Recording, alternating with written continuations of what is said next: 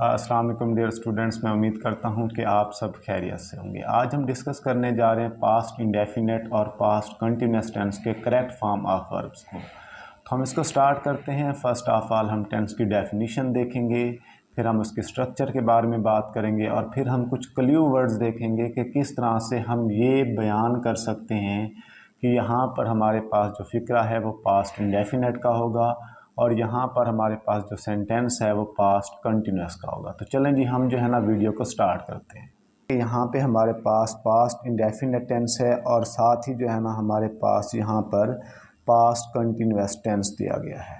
तो इसको हम डिस्कस कर लेंगे वन बाय वन करके। जैसे आप देखें पास्ट इंडेफिनेट टेंस में, तो इसकी डेफिनेशन है it expresses an action which took place in the past, यानी कि जो पास्ट इंडेफिनेट है ये किसी भी ऐसे एक्शन को ज़ाहिर करेगा जो कि माजी में वाक़ हुआ।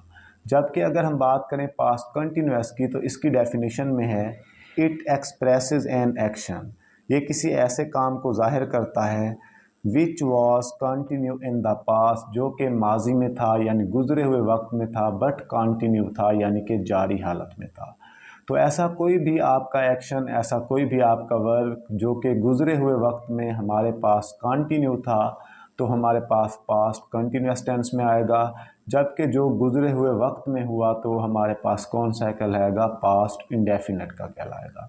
जैसे कि आप एग्जाम्पल में देख सकते हैं पास्ट इंडेफिनेट की, he went to school yesterday, वो कल स्कूल गया। तो यहाँ पर आप देखें कि यस्टरडे जो वर्ड है ये एक क्ल्यू वर्ड है जिसने हमें बताया कि हमारे पास जो बात है वो गुज़रे हुए वक़्त की जा रही है और इसी वजह से ये जो हमारे पास सेंटेंस है ये पास्ट इंडेफिनेट का सेंटेंस है। और देखें तो हमने यहाँ पर वेंट लगाया है यानी वर्ब की सेकंड फॉर्म का इस्तेमाल किया है। इसी तरह से पास्ट कंटिन्यूस के एग्जांपल को देखें, दे वर प्लेइंग फुटबॉल, वो फुटबॉल खेल रहे थे, यानी उनकी जो वर्क था, उनका जो एक्शन था वो माजी में था, बट इट वाज कंटिन्यू, लेकिन वो जारी हालत में था। नेक्स्ट अगर हम स्ट्रक्चर्स की बात करें तो पास्ट इंडेफिनेट टेंस की स्ट्रक्चर देखें। सबसे पहले मैं पॉजिटिव सेंटेंस की स्ट्रक्चर की बात कर रहा हूँ।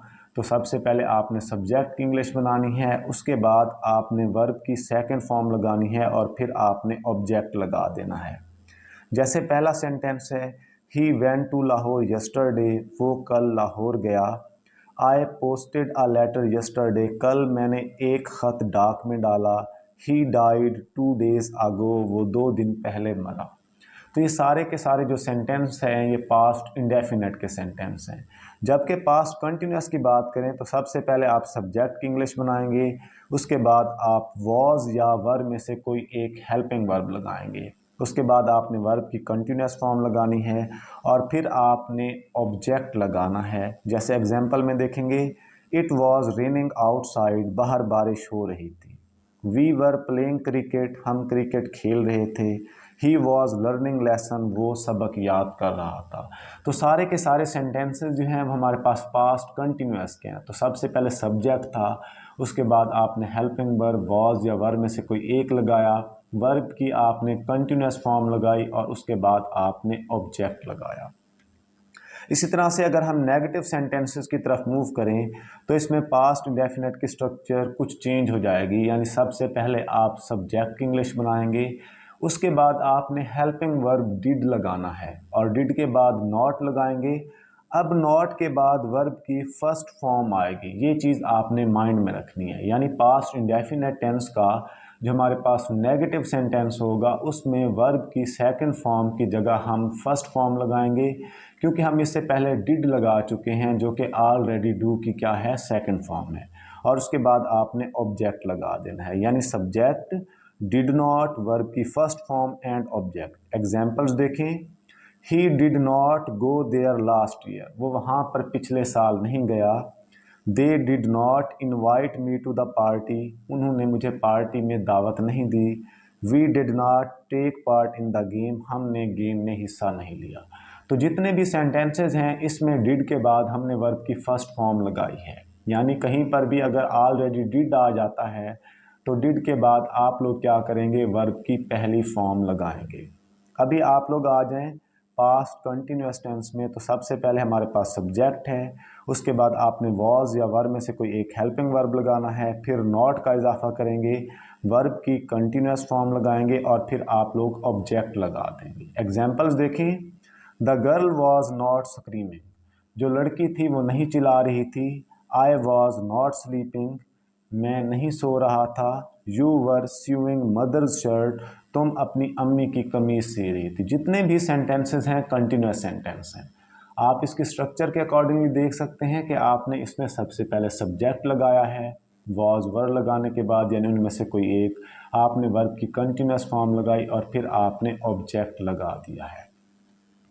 तो इसी तरह से अगर हम इंट्रोगेटिव सेंटेंसेस की बात करते हैं तो इंट्रोगेटिव सेंटेंसेस में अगर बच्चे हम बात करें किसकी, इंट्रोगेटिव सेंटेंसेस की, यानी पास्ट इंडेफिनेट के जो इंट्रोगेटिव सेंटेंसेस हैं, तो उसमें क्या होगा कि हमारे पास जो डिड है वो पहले आ जाएगा, फिर सब्जेक्ट इंग्लिश बनाएंगे, फिर आप लोग वर्ब की फर्स्ट फॉर्म लगाएंगे और ऑब्जेक्ट लगाएंगे और आखिर में आपका क्वेश्चन मार्क आ जाएगा। पहली example, did she write a letter, क्या उसने ख़त लिखा। दूसरी example, did I meet Mohsin in Lahore, क्या मैं लाहौर में मोहसिन से मिला। Why did Ali make a noise, Ali ने शोर क्यों किया। तो इंट्रोगेटिव सेंटेंसेस हमारे पास दो तरह के होते हैं। कुछ तो वो होते हैं कि जो कि हेल्पिंग वर्ब से शुरू होते हैं, जैसे यहाँ पर दिए गए पहले दो हमारे पास सेंटेंस हैं, अगर आप इन पर गौर करें तो ये हेल्पिंग वर्ब डिड से स्टार्ट हो रहे हैं। जबकि जो तीसरा है वो WH फैमिली क्वेश्चन वर्ड से शुरू हो रहा है। तो मैंने यहाँ पर सबसे पहले क्वेश्चन वर्ड की इंग्लिश बनाई है, यानी कि वाई लिख दिया है। वाई के बाद बाकी सेंटेंस वैसा का वैसा इंट्रोगेटिव था, यानी सबसे पहले डिड था, सब्जेक्ट था, वर्ब की फर्स्ट फॉर्म थी और उसके बाद ऑब्जेक्ट था। अभी आप आ जाएं पास्ट कंटिन्यूअस पे, तो इसमें वॉज वर्ब पहले आ जाएगा, सब्जेक्ट आ जाएगा, वर्ब की कंटिन्यूअस फॉर्म लगाएंगे और ऑब्जेक्ट लगाएंगे और उसके बाद question mark. Was the rich man giving alms to the poor, क्या जो अमीर आदमी था वो गरीबों को खैरात दे रहा था। दूसरा फिक्रा, वर दे ड्रिंकिंग वाटर, क्या वो पानी पी रहे थे। How was he ringing the bell, तो यहाँ पे ही मिसिंग है। How was he ringing the bell, वो घंटी कैसे बजा रहा था। इन सारे सेंटेंसेस में अगर आप देखें तो हेल्पिंग वर्ब यानी कि जो वॉज है वो स्टार्ट में आ गया है या वर्ब स्टार्ट में आ गया है और बाकी तरतीब वही है इंट्रोगेटिव वाली, यानी सब्जेक्ट है, उसके बाद आपके पास वर्ब की कंटिन्यूअस फॉर्म है और फिर ऑब्जेक्ट है। बस आखिरी सेंटेंस चूँकि डबल इंट्रोगेटिव था, क्वेश्चन वर्ड से शुरू हो रहा था, तो सबसे पहले हमने क्वेश्चन वर्ड यानी हाउ लगाया और बाकी वैसा का वैसा सेंटेंस रहा। वॉज आ गया, रिंगिंग आ गया और द बेल हमारे पास वैसा का वैसा आ गया। अभी हम इसमें बात करते हैं यूजेज एंड क्ल्यू वर्ड्स की, यानी कहाँ पर हम पास्ट इंडेफिनिट टेंस इस्तेमाल करेंगे और उसके कौन कौन से क्ल्यू वर्ड्स होंगे जिससे हमें पता चल जाएगा कि यहाँ पर जो है ना हमारे पास जो फिक्रा है वो पास्ट इंडेफिनिट का है। और ये चीज़ हमारी हेल्प करेगी करेक्ट फॉर्म ऑफ वर्ब्स की जो हमारे पास एक्सरसाइज है उसको सॉल्व करने में।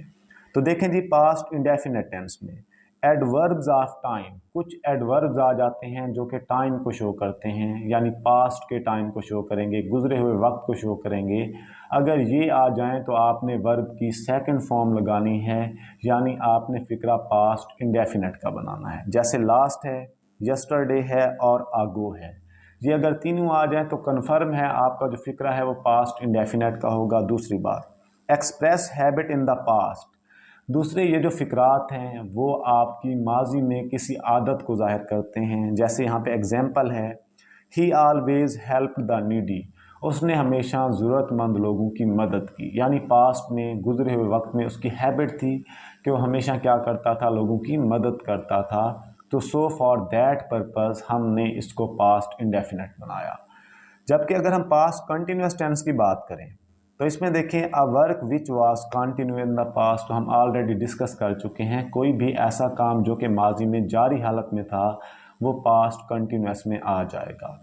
एग्जाम्पल देखें, इट वाज रेनिंग आउटसाइड, बाहर बारिश हो रही थी। अब इसमें एक और पॉइंट मद्देनजर रखें, when one action was continue, जब एक एक्शन जारी था, द अदर हैपन, दूसरा हो गया। यानी ये ऐसे सेंटेंसेस हैं जो कि अमूमन दोहरे आते हैं, इसमें दो वर्क आ जाते हैं, यानी एक आपका काम अभी जारी था, वो हो रहा था, शुरू हो चुका था, अभी कंटिन्यू था और दूसरा हो गया। जैसे एग्जांपल है, व्हेन आई मेट हर, जब मैं उससे मिला, शी वॉज बेकिंग ब्रेड, तो वो जो है ना रोटी पका रही थी। When I met her she was baking bread.